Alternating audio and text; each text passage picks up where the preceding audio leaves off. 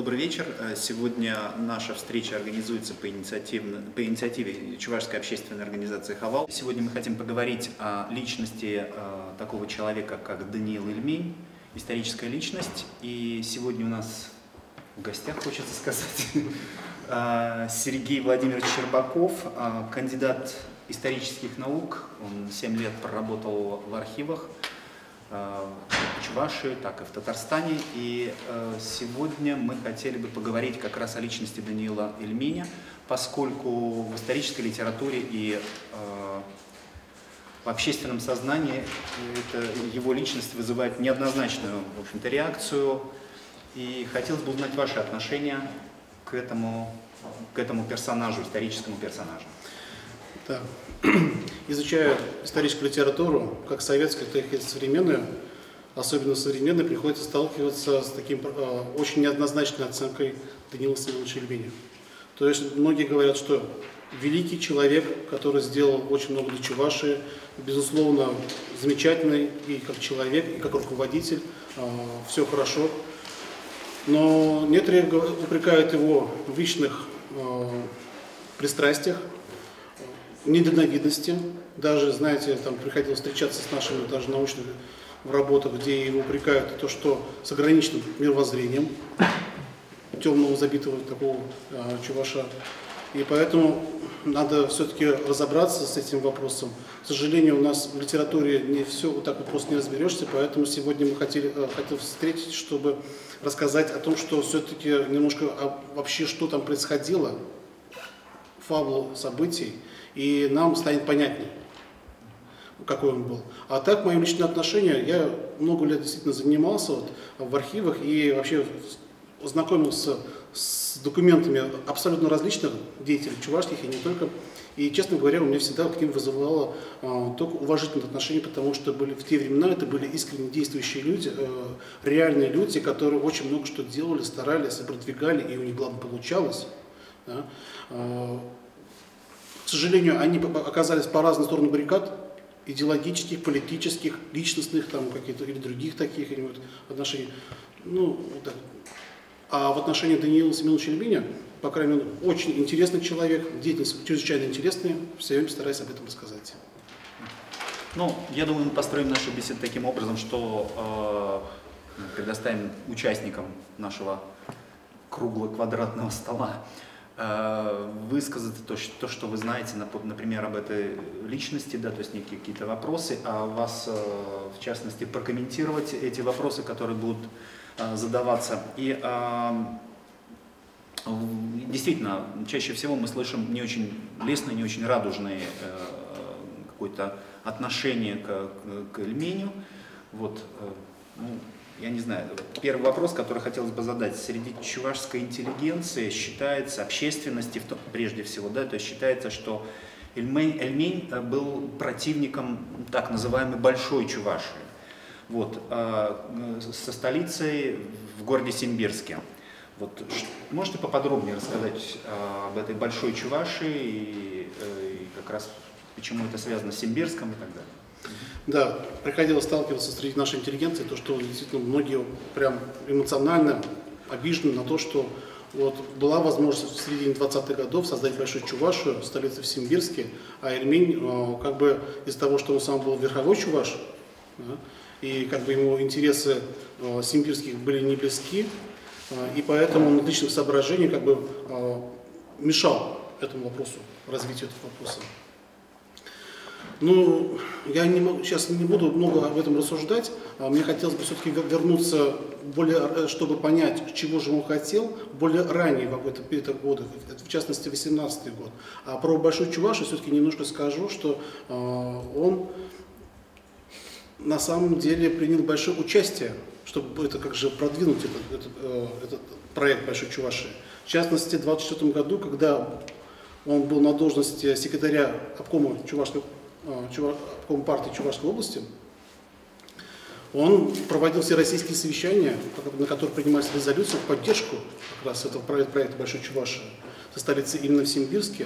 Так что это немножко несправедливо к нему, конечно, отношение. Но хотелось бы все-таки вернуться у нас к 18 году. Ну вот как бы лично я в силу, скажем, определенных идеологических мировоззрений интересовался, скажем, личностью Сталина, и я вот как бы когда изучал этот вопрос, я наткнулся на тот факт, который в частности изложен, скажем, и в современных источниках по поводу образования чувашской автономии, о том, что якобы в 18 году, в апреле месяце, было некое совещание, которое в Москве проходило, в котором участвовал Сталин, как нарком по делам национальностей, и где, в частности, Сталин, восхищая возмущение, скажем, представителей национальных каких-то там народностей, предложил создать Ильмению, Чувашию, как отдельную автономную область, автономную республику. И, соответственно, как бы, на что Ильменев заразил о том, что, дескать, у нас как бы и столицы для этого нет. Ну, Сталин сказал, что это, в общем-то, не беда. Вот насколько вот это вообще в архивах история отражена, и что вообще сейчас на данный момент вам известно об этом? Спасибо за вопрос. Ну, сначала немножко хотелось бы мне указать, откуда взят эта информация. Это рассказ Якова Максима Кошкинского, который вместе с Ильменем ездил на это совещание по Татаро-Башкирской республике в апреле 1918 года. В журнале «Яла» в 60-х годах он написал свои воспоминания на чувашском языке, где он действительно вот эту беседу передает, рассказывает о ней. Интересное тоже как раз, вот, у нас, к сожалению, по этому совещанию, по этому разговору Ильменя со Сталином документов нет. И сам Ильмень тоже особо об этом тоже немножко там вспоминал, но такие серьезные вопросы он не указывал. И очень ценное свидетельство. Ну, здесь нужно сказать все-таки, что сам вот этот источник, его немножко нужно подвергнуть критическому анализу. Потому что Максим Кошкинский человек очень сам интересный, пристрастный, и он часто давал информацию такого в однобоком. То есть он мог некоторые вещи указать, и многие другие вещи не указывать. В частности, он прекрасно знал, что они поехали как делегаты на совещание по Татаро-Башкирской республике только с правами того, чтобы донести до Москвы решение чувашских организаций в Казани. То есть и сам Ильмень, и Кошкинский, они никаких правовых оснований для того, чтобы принимать какие-то решения, у них не было. Да? Что же там сам Даниил Ильмень в апреле еще 18 года, он был еще очень малозначительной политической фигурой и национального движения, чувашского национального движения. Вот именно после апреля, вот как раз 18 года, и разговора со Сталином, его карьера начала подниматься. Разговор действительно, конечно, наверняка такой был, но нужно для того, чтобы нас часто упрекают Ильмени, то, что он, вот смотрите, вот уже Сталин говорил, вот тебе республика, вот тебе уже столица, пожалуйста, все сделаем, а он отказывается. И многие за это его упрекают и указывают, что недальновидности. Но для того, чтобы понять, насколько это было дальновидно, потому что надо посмотреть просто документы, которые у нас ведь сохранились, архивные документы, которые рассказывают, с какой резолюцией он туда поехал. Он ведь не поехал не со своим мнением, он поехал по определенным, скажем так, с определенными бумагами, то есть, которые он там выносил. Вот я сделал небольшую подборку документов.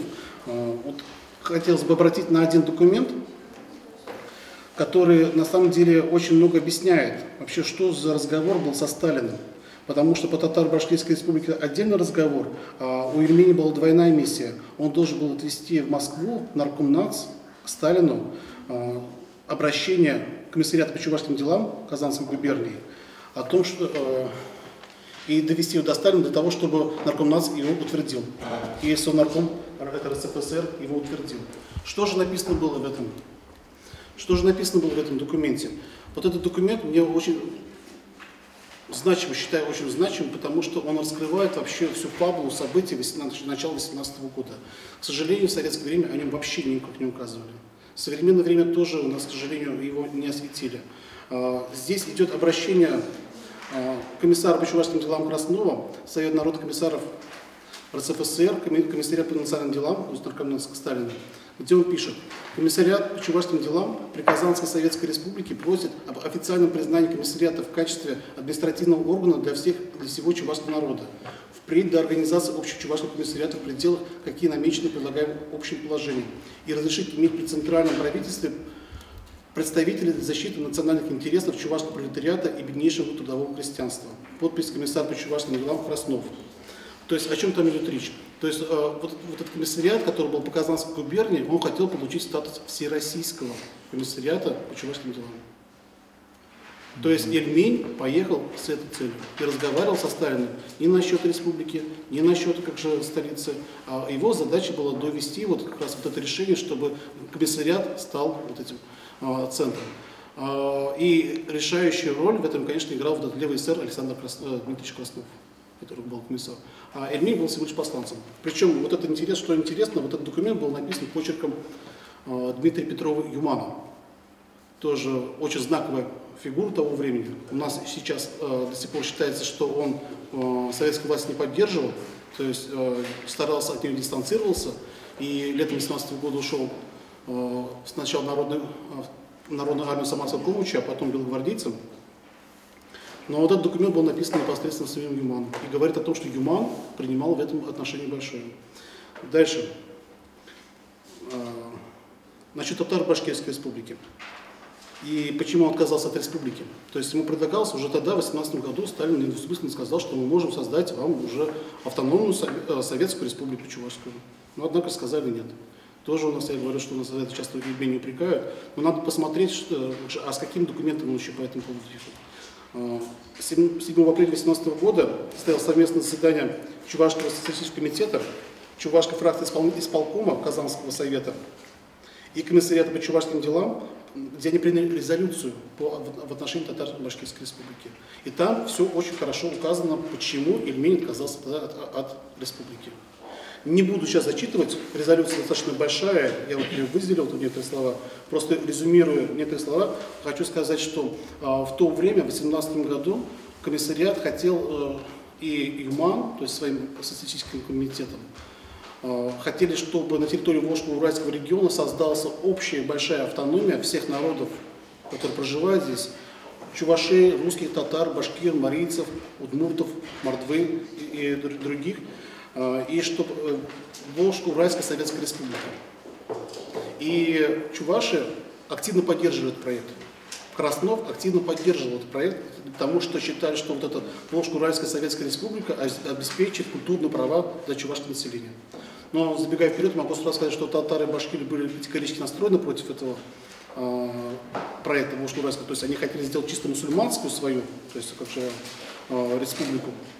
Но наши выступали, чтобы она была не национальна, не конфессиональна, то есть не однонациональна, не одноконфессиональна, а сделать наднациональную. То есть вот таким проектом. И в этой резолюции все очень четко, подробно описывается, чего же они хотели добиваться. Хотелось бы спросить по этому поводу. Мы очень много слышали и слышим о Дне Ильменя. В частности, есть улица Ильменя. Почти или практически или почти ничего не слышали о таких деятелях, как Юман, как Краснов и так далее. С чем это связано? Почему Ильмень, да, а вот остальные как бы почти не было других общественных деятелей в тот период? Да, спасибо за вопрос, очень хороший, потому что, честно говоря, изучение этой темы я начал, наверное, скорее всего, вот как раз с личности Александра Дмитриевича Краснова. И вообще считаю, что очень, к сожалению, забытая фигура и незаслуженно забытая фигура, потому что он фактически, чем ценность Александра Краснова, то, что он заложил основы позитивного диалога новой советской власти и чувашского национального движения. И он сделал огромное количество как раз вот таких вот организационных мероприятий, личной энергии провел. Но ему, наверное, не повезло просто в истории, потому что конъюнктура периода гражданской войны, она всегда падала. В 18 году он был активным сторонником партии левых эсер. Если вы помните историю, партия левых эсер начала в 18 году, пошла в конфликт с большевиками. И у них, значит, потом левоэсерский мятеж поднялся. И летом 18 года Краснов поддержал этот мятеж. Он выступал в печати официально, где он называл большевиков узурпаторами власти. Да? И говорил, что надо как же перестать с большевиками сотрудничать. Но потом в итоге осенью 18 года большевики победили. Казань они освободили, как они говорили, Красная Армия освободила. Трагедия Краснова, конечно, заключалась в том, чтобы он был, если хотел участвовать в национальном движении, ему нужно было выходить из партии левых эсер и входить в партию большевиков. Причем его заставили делать это публично. Он тоже в газете же написал заявление об отречении, там, то, что он больше не считает партию левых эсер такой ведущей. И входит в партию большевиков. Тоже приложил много усилий, но, к сожалению, уже с таким прошлым, конечно, человеку дальше уже просто пути не было. И в дальнейшем, конечно, и проявил себя еще много, и в 20-х годах много, но все равно его личность уже советские историки и последователи старались замалчивать. Потому что не хотели оставлять в истории такие примеры, когда у нас выступали открыто советский работник, выступал против партии большевиков. Ему просто в этом не повезло. А Юман тоже, я уже вкратце сказал, он тоже летом 18 года, не то что он критиковал партию большевиков, он перешел на сторону их противников официально, то есть на Народную армию Самарского Кумыча, ушел с нею потом в Сибирь, и только уже в 20-х годах вернулся обратно в Чувашию. И он был репрессирован в 30-х годах, личность очень большая, значимая, но у нас, если вы знаете, Дмитрия Петровича Юмана тоже, его фактически старались заретушевывать, чтобы он в истории у нас не остался, потому что у нас считался буржуазным уклонистом. Но Ильменю в этом отношении повезло гораздо больше, потому что он не успел, он хотя анализирует документы, я тоже понимаю, приходишь к выводу, что он все-таки тоже готов был, он сам был в то время летом еще 18 года тоже левым эсером, но он не обозначился своими такими яркими антибольшевистскими высказываниями. И он просто не засветился в таком плане. И потом у него были хорошие личные связи со Сталином, сложились после этого разговора. Сталин, кстати, его рекомендовал, да, потому что у них там хорошие позитивные отношения между собой возникли. И вообще он потом уже то, что не доделали Краснов и Юман, фактически Ильмень на себя взвалил один и тащил это потом все последующие годы. Но надо понимать, что то, что он в течение до 21 года делал, он пытался возобновить тот самый проект, который не довели до конца Краснов и Юман. То есть он просто переходящая титаническая фигура, которая просто взяла вот этот большой труд и дальше повела. Но еще тут можно что добавить, то, что интересного, тоже, кстати говоря, это малоизвестно, то, что вот на это совещание в апреле 2018 года рекомендовал, что поехал Ильмень именно Юман. Дмитрий Петрович Петров Юман рекомендовал эту фигуру. До этого он был обычным уездным советским работником Ядринского уезда, который приехал в апреле 2018 года на губернское совещание, съезд крестьянский, и связи с Юманом. Откуда? Потому что, когда он учился Ильмень в Самсибирской школе, Юман как раз преподавал, они друг друга хорошо знали, и именно Юман, говорит, его рекомендовал. То есть, потом пути их разошлись. Но значимость этих фигур большая.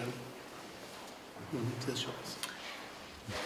То есть тут задавался вопрос о встрече вообще Ильменя в 2018 году со Сталином, то есть главой Народного комиссариата по делам национальностей. Вот есть также еще некоторые сведения о встрече Даниила Семеновича Семенова, более известного как Ильменя, в 2020 году с Лениным, на котором, собственно говоря, товарищ Ульянов предложил Даниилу Семеновичу проект развития чувашской государственности, в том числе создание республики со столицей в Симбирске. Но Ильменем данный проект был отклонен. Хотелось бы узнать, почему именно принял такое решение Даниил Семенович.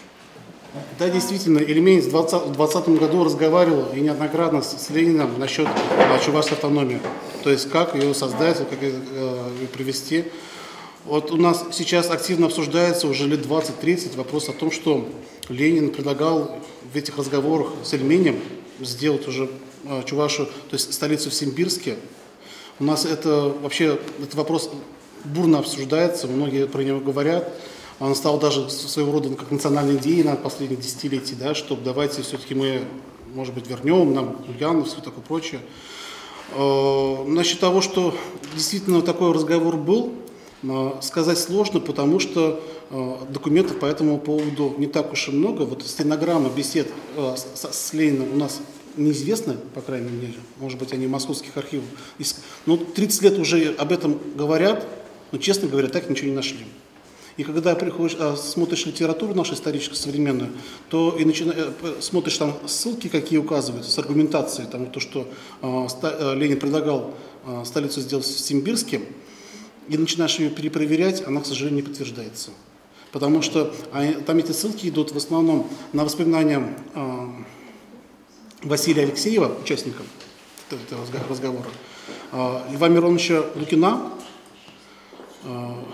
то, что в их воспоминаниях про это написано. Но если почитать их воспоминания, там про это ничего не написано. То есть, да, там о разговоре, как решался вопрос об автономии, там вопрос обсуждается, да, но насчет Симбирска там нет.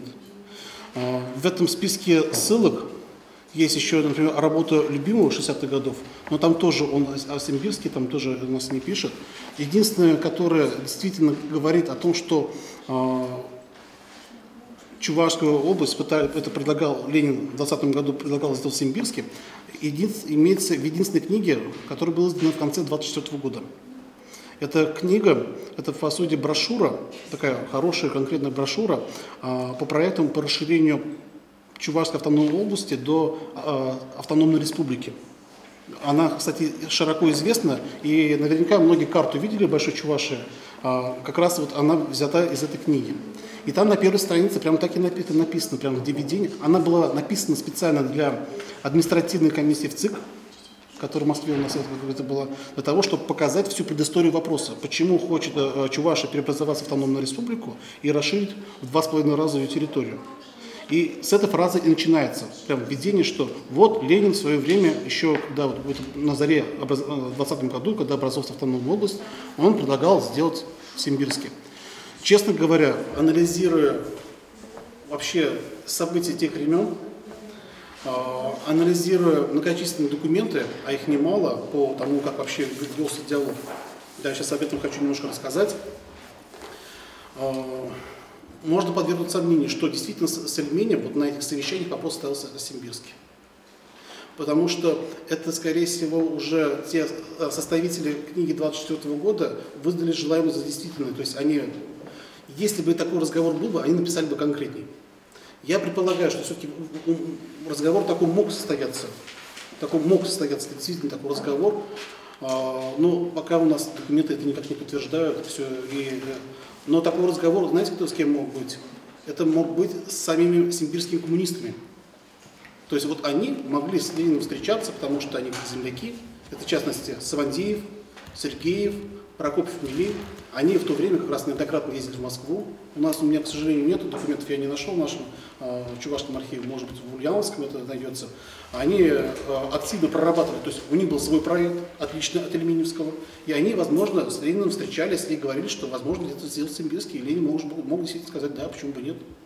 Он, человек был такой, сказал. Но у него всегда был такой хороший отношение, то есть если будет на то больше руки народ у нас. Да? То есть разговор мог быть такой действительно. Но у нас никто не обозначен, никогда встречался, ни что там говорился, то есть все так туманно, и все на одном источнике. Еще вспоминаю, переводит, как же в качестве ссылок еще обоснования, это то, что воспоминания Илларионова, который в 1924 году был председателем исполкома Чувашской автономной области, который непосредственно занимался этим вопросом по Большой Чувашии в 1924-1925 годах. Но его воспоминания, честно говоря, можно тоже, скажем так, вот, подвергнуть критике, недоверию, потому что вот именно в 2020 году он в национальном движении никакого участия не принимал. Он появился только как раз в 1924 году. То есть, скорее всего, это воспоминания сделали просто уже, знаете, чтобы немножко красиво книгу открывают и сразу фразу Ленина. То есть мог быть такой разговор. Но пока еще неизвестно. У меня есть свое предположение, гипотеза, когда это был разговор. Кстати говоря, у меня есть предположение, это тема отдельного разговора, это что это могла бы произойти в апреле 2021 года при встрече Коричева с Лениным. Вот у них была официальная встреча, и он, возможно, мог там предложить этот вопрос сделать. Но это отдельный разговор, и к Ильменю отношения не имеет. Насчет Симбирска и вообще как образовалось, тут надо, знаете, как это вопрос достаточно сложный. Причем очень интересный и драматичный. Часто упрекают как раз вот эльменевских сторонников там то, что, говорят, игнорировались интересы симбирцев. То есть, в частности, их не включили в автономную область. Но если посмотреть положение о Чувашской трудовой коммуне, которые разработали как раз эльменевский, скажем так, вот, коллектив, и утвержден был на Всероссийском Чувашском партийном съезде в феврале 2020 года, положение от Чувашской трудовой коммуны. Если посмотреть территориально, то они как раз хотели туда включить и весь Бугинский уезд, и весь Тетюшский уезд, вот это самое Субаевские, вот эти районы там, да. То есть, если посмотреть, они все предполагались. То есть, Эльмень изначально, в начале 2020 года, он их планировал включить. Плюс еще там 3 волости Симбирского уезда. То есть, в эльменевском плане изначально они были. Почему они не попали? Вот это другой интересный вопрос. Они еще мало того, что симбирские, так они еще хотели в трудовую коммуну, там еще хотели включить, еще помните, на той стороне Казанской губернии, то есть Волги, нынешний Татарстан, это Спасский и Чистопольский уезд, Чувашские уезды, то есть хотели в состав коммуны включить в начале 2020 года. И вопрос ставили о том, что еще самарских Чувашей, то есть Самарской губернии, тоже кусочек оттуда отрезать. Вот, то есть планы у Эльмени на самом деле были большие в 2020 году. Но почему же так не получилось, что Симбирск не попал? Честно говоря, уже анализируя многочисленные документы, я могу сделать такой не совсем приятный вывод, конечно, то, что, честно говоря, сами симбирцы наверняка были против. То есть тут надо вспомнить вообще предысторию вопроса. С конца 19 века и начала 20 века шло такое противостояние между так называемыми казанцами и симбирцами. То есть Симбирск с его школой Ивана Яковлева, он уже с середины 19 века позиционировал себя как центр всех чувашей. Но в начале 20 века начинает подниматься Казань. То есть казанские чуваши начинают создавать там свои организации, лидеры там, ну, не политические, но идеологические, там, вот, культурные лидеры был Николай Никольский. Да. И многие революционно настроенная молодежь чувашская, они как раз вот объединялись как раз в Казани. В Казани как раз были мощные политические партии, партия СССР, Чувашская партия была СССР, была создана, кстати говоря, самая старейшая на территории Поволжья, в Среднем Поволжье, национальная это партия СССР. И это были именно казанские. И когда в 17 году начались вот эти революционные события, то и в 18 году то казанские чуваши своими вот этими традициями уже политическими очень быстро стали на волне, они стали востребованными. Они стали продвигать свои идеи. Юман, Краснов, они как раз поддерживали, и Алюнов тоже, кстати говоря, хоть он тоже самый выходец. Они были, можно сказать, казанскими. Да? Но симбирские на это ревностно смотрели всегда. То есть они считали, что наш Симбирск это культурный центр, и, в принципе, пускай там, если вот у них там хорошо так получается, то пускай они сами это делают и без нас, но делают без нас, мы, потому что у нас есть свой авторитет нашей Симбирской школы, культурного идеологического центра, Чувашского национального движения, ну, действительно, их авторитет большой, безусловно, с этим никто не спорит, и значимый очень авторитет и сейчас, и поныне. И поэтому немножко они всегда отодвигались от этих казанских планов. Это было и в 18 году, когда они отказались входить от вот от Волжско-Уральскую республику, Татаро-Башкирскую республику. То есть они Симбирск себя позиционировали всегда немножко отдельно.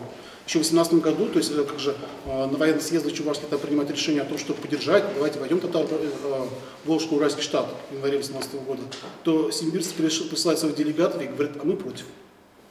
Мы против. И в 2020 году, в феврале 2020 года на Всероссийском партийном съезде чувашском, они прям таки говорили, что да, мы против. Но большинством приняли решение казанских, и поэтому они заняли такую позицию, знаете, как вот, ну, у нас форма такая, есть активная форма сопротивления, а есть и пассивная форма сопротивления. По этому поводу, кстати, документы сохранились, очень интересные, такие яркие, значимые. Как я вам говорил, что коммуну хотели создать и в Симбирском уезде, то есть, чтобы ее включили. И поэтому Эльменевская партия очень рассчитывала на то, что симбирские чуваши создадут свой подотдел в Симбирской губернии, который будет эффективно над этим работать. Но вот есть документы, которые датируются, например, маем 2020 года, говорят о том, что они фактически полностью саботировали. То есть вот человек, который приехал в Симбирск, он прям пишет, зачитаю некоторые фразы. Вот он пишет на имя Василия Алексеева. Мне хочется несколько ознакомить вас с настроениями и чаяниями Симбирска. Работа у нас здесь идет по-старому. Наверное, Сергеев несколько ознакомил вас с общим положением работы.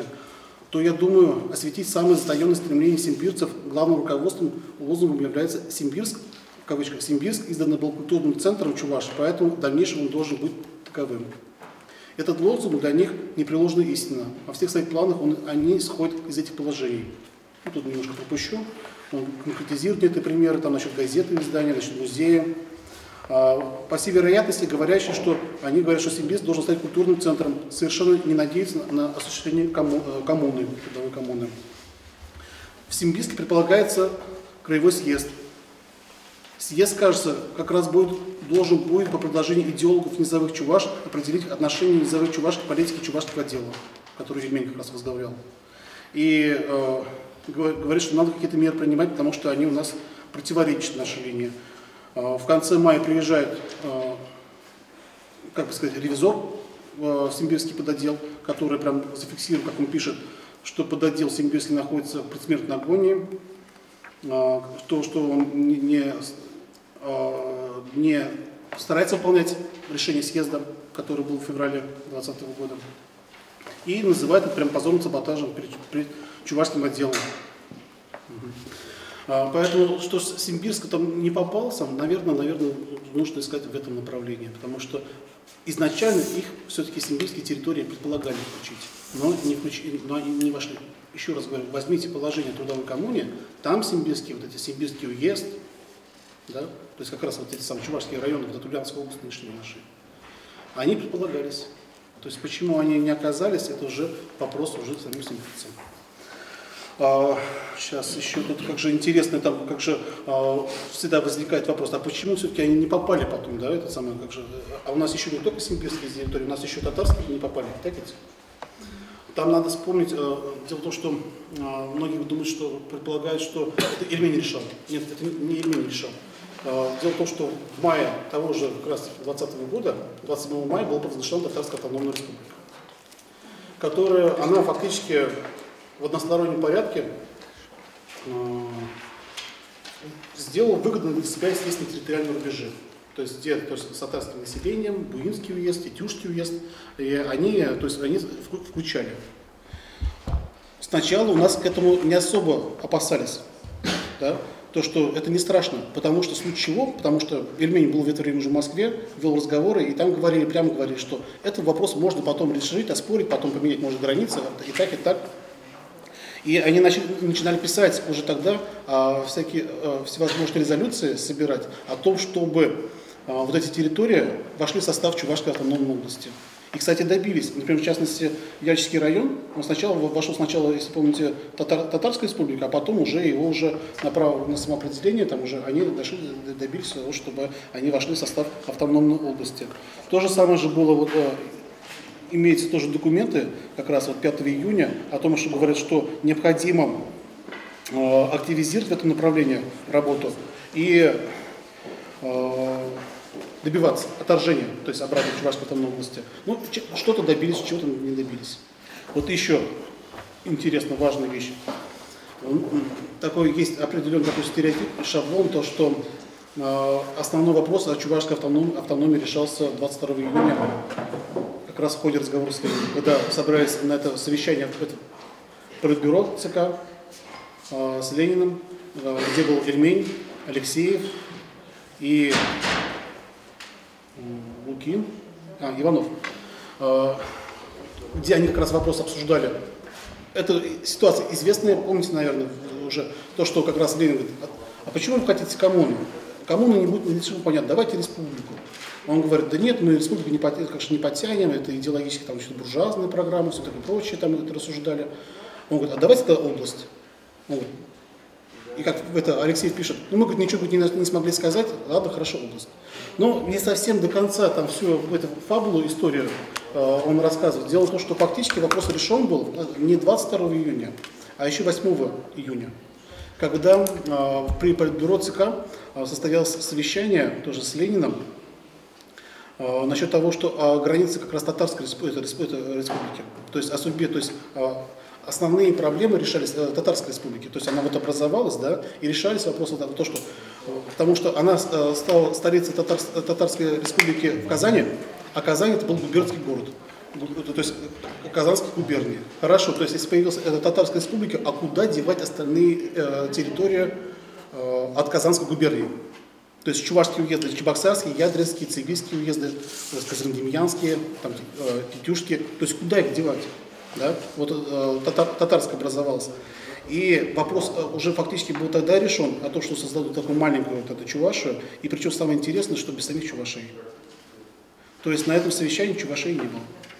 И именно вот все эти основные, все эти рассуждения, Алексеев, скорее всего, просто вообще уже все эти встречи, и все эти вот эти рассуждения, вспоминания Алексеева, и Лукина, и Ильменя, они, скорее всего, просто обобщают некоторый вот этот фактический материал, который говорит о том, что вот эти все эти разговоры насчет того, что чувашские крестьяне не поддерживают коммуну, они были сказаны еще тогда, 8 июня.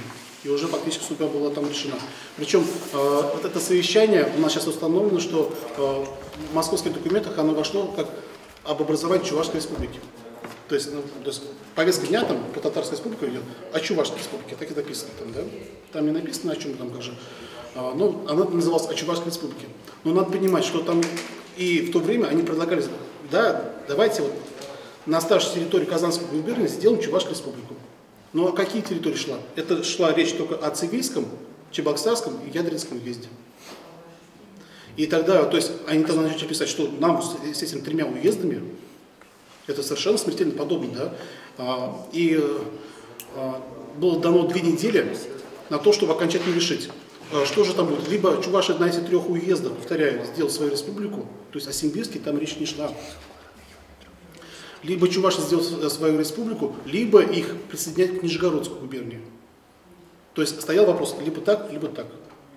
А чуваши в то время хотели сделать наш проект, это был Чувашской трудовой коммуны. Чувашской трудовой коммуны, там, да, очень интересный проект. И он совершенно шел вразрез тому, что вообще там происходило. И поэтому очень, конечно, драматически. Вот то, что попали вообще чуваши на это совещание 22 июня, это им нужно было для этого написать меморандум протестный в Политбюро о том, что они протестуют против такого решения, то, что их присоединяют к Нижегородской губернии. Мне тогда даже высказывали о том, что лучше бы нас Татарскую республику присоединили, чем к Нижегородской губернии. Там, да? То есть и такие есть слова у нас встречаются. Да, так что там вопрос очень стоял драматично. А там, что Симбирск там стоял, там пока не... Ну, спасибо. А можно поподробнее, то есть о Чувашской трудовой коммуне, да, то есть, в принципе, что это такое, да, и что там, в общем-то, сам Ильмень добивался? Да. Да. Трудовая коммуна, очень интересное, конечно, у нас вообще это явление. В своей монографии я уделил это немало внимания. И вообще просто это необычный был такой проект, и причем достаточно дерзкий, по сути, по своей сути. И то, что у нас совершенно до конца его смысл еще современники не допоняли. В советское время об этом скрывали, потому что опять-таки выступали против, там очень много против ленинской политики, там шло вразрез много с ленинской политикой. Ну, сначала вообще трудовой коммуны, вот у нас такое есть предубеждение, там, то, что вот взяли по аналогии с немецкой трудовой коммуной. Вот я в своей монографии об этом раскрываю, там вопрос, что нет, там немножко у немцев был немножко другой характер, и там коммуна была, она только номинально.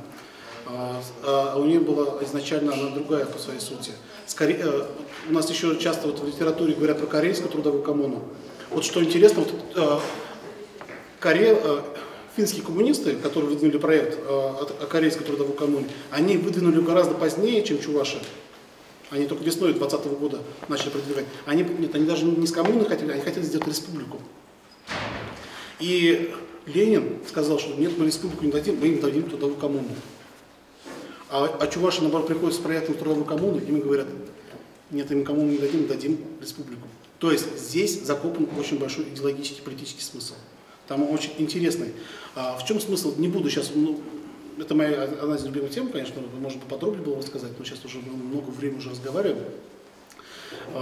Вкратце резюмирую, что же хотел сделать Ильмень. И сначала, вот когда я сталкивался с этим вопросом, очень было непонятно.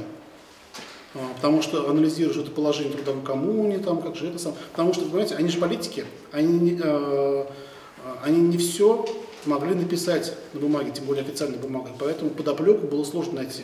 То есть искал, находил некоторые линии, но очень четко, хорошо показывает линию, вообще, что же хотел сделать элемент с этими трудовыми коммунами, не в начале 2020 года, а в ноябре 2020 года, когда провели они Всероссийский съезд Советов среди чувашей. Это было в ноябре, и там очень хорошо был смысл показан, вот этот трудовой коммун, это вообще это все. То есть они хотели сделать федерацию чувашской территории на территории всего Волжско-Уральского региона.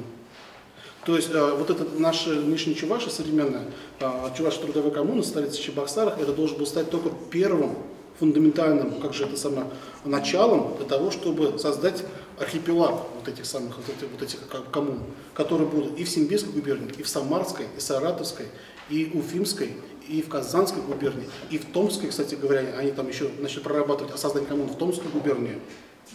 В 21 году нашли еще в Ивановской губернии, там чувашей тоже, как же это самое, начали вопрос поднимать о том, что давайте то. То есть хотели из столицы, чтобы, причем была она в Чебоксарах. То есть вот таким-то образом. Вот Ильменский проект. Это как территориальное образование, да, было? Это по сути, как нет, это не государственный проект, это просто как бы вот в этих территориях будет своя чувашская власть. Ну, то есть эти территории не будут относиться, ну, ни к Казани, там. Да. То есть они будут подчиняться непосредственно только Чебоксару.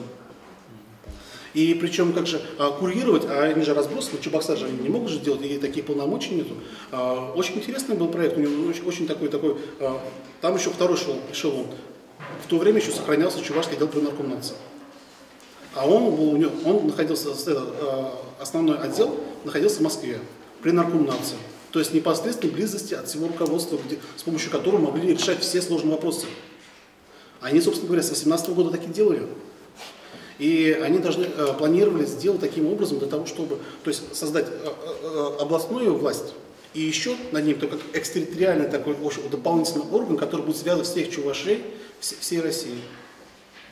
То есть, да, то есть это, конечно, это очень необычно, и в общем, в истории такое встречается, нет, интересно. Почему нет? Ну, конечно, встречается. Да, это, в принципе, она, честно говоря, это не особо оригинальная программа, потому что, если взять австро-венгерский вот этот проект, когда Австро-Венгерская империя там была, как она называлась, вот эта программа этих австро-венгерских марксистов, какая-то, забыл название, то есть вот это создать сеть земств, то есть территории.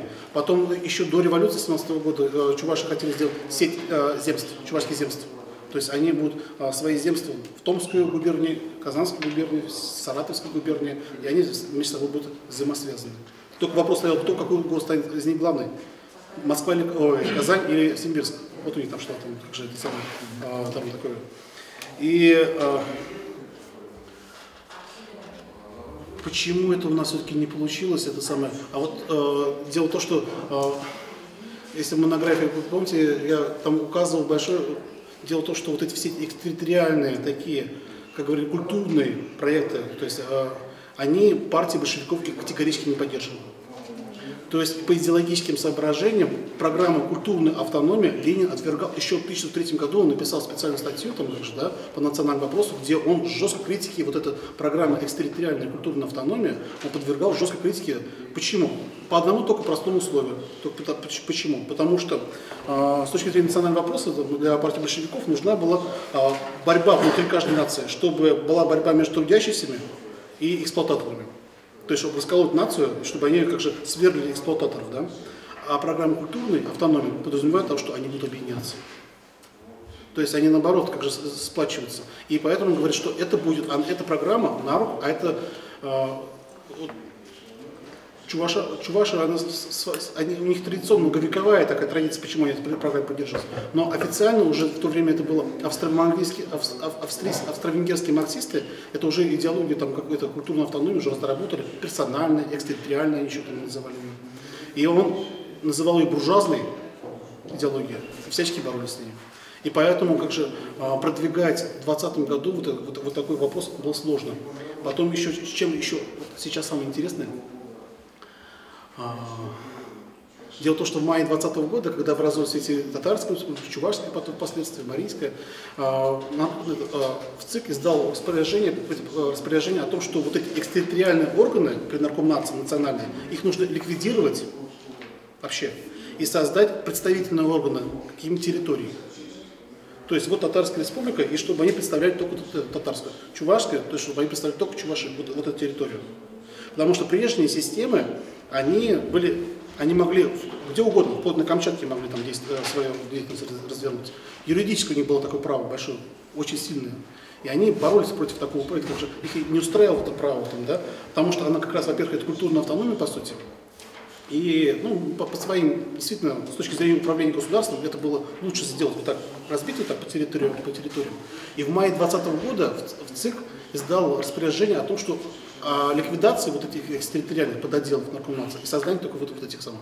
Все остальные республики быстро это сделали, потому что татарам это было удобно, у них уже есть своя немаленькая, марийцы это очень быстро, у них еще область не образовалась еще, но они уже территориальный подотдел открыли. Башкир открыли, а Чуваш отказывался. Ильмень отказывался распускать свое детище чувашской наркомнации, который как раз вот действительно, и вот этот как раз этот период 2020 года, этот период был вообще дико вот этих противостояний, как и с Москвой, с центральными коммунистами, там, да, так и со своими внутри своей партии, там, своим движением, потому что симпильцы там тоже, пользуясь вот этими ошибками, тоже его активно критиковали. Но, как я сказал уже, в ноябре он провел съезд, вот этот всероссийский, что самое удивительное, и как раз они продвигают, что нам нужно дальше, трудовая коммуна, пускай не называется, но пускай называется область. Будем создавать национальные районы, уезды и даже губернии. Это вот документы, прямо вот здесь у меня это, конечно, есть, со ссылками, все это могу показать. Это самое. То есть вот он в чем проект Ильмени был в 2020 году. То есть поэтому был отказ, как бы не столько республику хотели да, да. Кстати говоря, Юман потом тоже где-то в 30-х годах, где-то в одном месте написал о том, что вот эти коммунисты как раз вот эти в 2020 году, они хотели, когда чувашские коммунисты в 2020 году хотели восстановить, создать чувашскую, восстановить как же чувашку свою огромную на территории всего болгарского царства. То есть где Чуваша, то есть как раз это Юман свидетельствует об этом. И самое поразительное, вот как раз анализируя вот этот Всероссийский съезд, который был на ноябре 2020 года, который уже принимал решение в противовес решению в ЦИКа. Им сказали было ликвидировать чувашский отдел, а они наоборот его укрепляют по поддержку и укрепляют, делают реорганизацию и наоборот расширяют свои полномочия и планы глобальные там, да. И партия большевиков, несмотря на то все, что это не нравилось, она вынуждена была с этим считаться. И самое удивительное для меня, когда я там нашел все-таки о том, что вот это решение о избрании нового руководства чувашского отдела, то есть в ЦИК им сказал в мае 2020 года ликвидировать, а они создают, и они создают, ЦИК пошел им навстречу, и 20 января 2021 года издают постановление ЦИК о том, что они утверждают новое руководство чувашского отдела. Это победа, конечно, Ильмени. То есть, благодаря его такому глобальному вообще мышлению, способностям и организаторским, потому что и партия ничего не могла сделать, это самоопределение народа. То есть, несмотря на то, что партия большевиков говорила, что нужно делать вот так вот, он все равно сделал по-своему, и причем достаточно успешно. Не знаю, было бы у него там дальнейшее развитие, просто дело в том, что одно дело, что партия сама решает, а дело в том, что особенности вообще исторического развития страны в то время было другое. Дело в том, что по их идеологии в 2020 году уже должна была случиться мировая пролетарская революция. То есть военный коммунизм, вот эта идея военного коммунизма, она должна была остаться там, да, это самое, дальше продвигаться. В таких условиях, да, Ильмень все, как грамотный, продвинутый этот политик, он сделал таким образом, чтобы он сделал все идеально. Но политика стала меняться. Потому что в 2020 году у нас захлебнулось это наступление на Варшаву. Пролетарская революция в Европе не случилась. То есть поддерживать на польский пролетариат, а он подвел. Там конгресс же там проводили, Третий интернационал. В 2020 году в июле проводили второй конгресс Третьего интернационала. И где там, что вот сейчас уже начнется мировая революция. То есть там были представители со всей Европы, Польши, Италии, Ирландии, там, Болгарии, все, какие угодно коммунисты. То есть они все в Ирландии, знаете, там в 19 году там была республика своя организована, тоже советская. И предполагалось, что это будет дальнейший процесс. Но у нас вот это поражение в Польше, да, вот наша Красная Армия захлебнулась, и мировая революция, и там уже все эти уже оставшиеся, они их подавили в своих странах. Баварская Советская Республика была, которых там раздавили там окончательно. И вот этот коммунистический проект Ильменя, он, конечно, уже был уже, скажем так, он был построен на то, что на мировую революцию, на то, что будет опять система распределительная. А в 2021 году появляется сначала, помните, экономические проблемы. И, во-первых, как раз январь 2021 года начинается там Платское восстание. Крестьянское восстание в Чувашии, которое было очень бурно. Бурно его подавили, там расстреляли огромное количество крестьян, инициаторов восстания. И экономические проблемы. И в 2021 году, уже в начале 2021 года в советской стране Ленин вводит новую экономическую политику, по которой уже не будет не политика военного коммунизма, а распределительная система, на которую рассчитывал Ильмень. А теперь будет вот ваша территория, вот ваш бюджет, и сами там кормитесь. А в условиях того, что маленькой Чувашии, автономная область, где она с маленьким количеством ресурсов, перенаселена, за промышленности нет, это было вообще смертельно подобно. То есть 2021 год это был вообще временем страшного слома вообще прежнего проекта, вот этого национального проекта, национального движения чувашского, создания вот этой экстерриториальной сети, где через она все окончательно у нас рухнула. И уже пошло по такому направлению. Самого Ильмени, кстати говоря, тоже подвергли, там тоже внутри себя там большевики там особо энтузиазма не проявляли. Это было сделано руками противников, оппонентов Ильмени. Симбирских его товарищей, как раз которые там Савандеев, Сергеев выступили с жесткой критикой на съездах, там, на партийных съездах. Его сняли с постов со всех возможных и сослали, грубо говоря, в Сибирь, в Барнаул. То есть это летом 2021 года. Он был удален из Чувашии, в Барнауле он там да. То есть там были очень серьезные причины на все это, это глубокие. Вот надо, конечно, такие вопросы изучать, очень много. Свои книги я только частично затронул, то есть основные выводы сказал. Но фактически материал там очень богатый. То есть там еще работа. Если есть вопрос, да, пожалуйста. А вот, вот этот период оказал такое большое влияние на дальнейшее развитие Чувашии, в том числе чувашского народа. Почему его так вот активно не изучают? В школах тоже. Вот я когда в школе учился, я про это вообще не знал никак. И тех же самых личностей тоже, Ильменя того же самого. То есть, кроме названия улицы даже, не знаем, кто такой это. Мы-то сейчас знаем, а вообще люди тоже, и другие тоже политические деятели. Например, вот в Турции, например, Ататюрк, есть такой деятель, да, был, достаточно известная личность, для турецкого движения, так скажем. А вот в Чувашии таких вот известных личностей, хотя они есть, а о них никто не знает. Почему это так? Во-первых, там то, что вот эти события, они носили, начиная из 17-х, 18-х, еще и в 19-х годах, и в 20-х, как я говорю, там часто противоречили нашей татарской башкирской республике. Там вообще целая история же, там, как Ленин тоже запретил в декабре 19 года пропагандировать татаро-башкирскую республику. Через 2 месяца чуваши поддерживают идею татаро-башкирской республики на Всероссийском съезде. То есть они очень часто выступали против партии. И поэтому такие антисоветские вещи, конечно, предпочитали умалчивать. Сначала, в 20-х годах, об этом просто, они сами деятели еще тогда жили, они старались, конечно, оставить только самые положительные моменты, то есть где соответствует программа. А потом в 30-х годах начались репрессии. И подобные вещи уже были чреваты статьей и тюрьмой, да, вспоминать об этом. И к тому же их обвиняли как раз за такие вот вещи. И поэтому их вообще просто... А в дальнейшем сложилась такая традиция, что об этом вообще не упоминать. То есть всех этих антисоветчиков, их старались вообще, Краснова, Юмана, других там, их старались вообще не упоминать. Там тоже вкратце.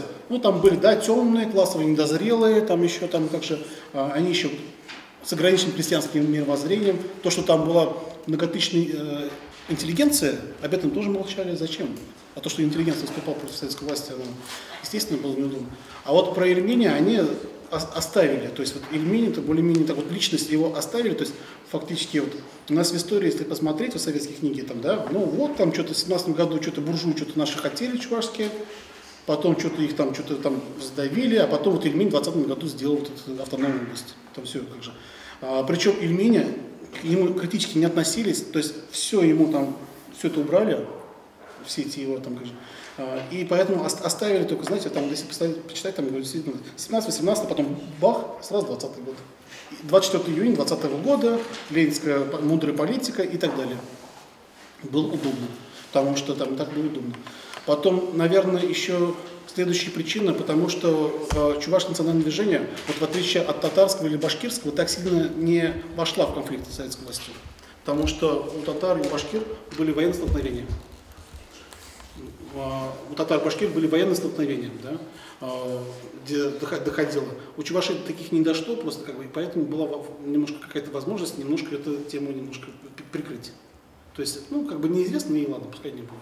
Ну и, наверное, характер чувашки там, то, что у нас не любят ссоры здесь вносить. Менталитет тоже, да, наши историки там, зачем? Будем позитивистами там, да, про то, что как же это самое. Но, к сожалению, вот за советское время вот этот пласт, он в итоге был просто забыт.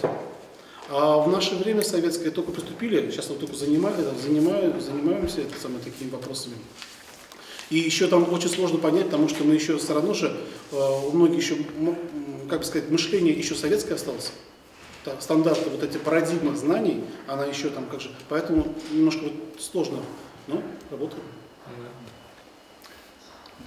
Не знаю, огромное спасибо. В принципе, на самом деле, действительно очень много интересного, потому что освещены были какие-то такие факты, о которых, наверное, естественно, мы не знаем, широкая общественность, которая вообще далека, может быть, от вопроса, она вообще не предполагает о таких вещах. И, конечно же, мы, не знаю, мне кажется, мы должны больше говорить об этих темах, то есть какая-то такая узкая тема, мы только взяли Ильмень, а если говорить более широко, то есть, мне кажется, очень много еще интересных тем можно раскрывать, говорить о них. Если будет интересно, вот с удовольствием. Я о коммуне, я татаро-башкирской республике, кстати, чрезвычайно интересно. Мне просто немножко сердце кровью обливается, потому что огромный массив еще просто мне не удается в течение часа все это осветить, потому что, надеюсь, наша сегодняшняя встреча, она, по крайней мере, зародила вот интерес. То есть можно о татаро-башкирской республике, кстати говоря, об отношении чувашей. Интереснейшая тема. Они же там, татары, до сих пор пишут, что она в 18 году не была образована, потому что гражданская война началась, и чуваши не дали сделать. Потому что они потребовали свою сделать в другую форму, и они были вынуждены пойти на уступки. И потом экстерриториальные вот эти вещи. Да, они диктовали свои условия, а потом действительно гражданская война началась. А потом уже в 19 году поддержали этот проект. Я так понимаю, это был анонс следующего нашей, в общем-то, встречи, поэтому, какие-то основные вопросы мы, наверное, исчерпали себя.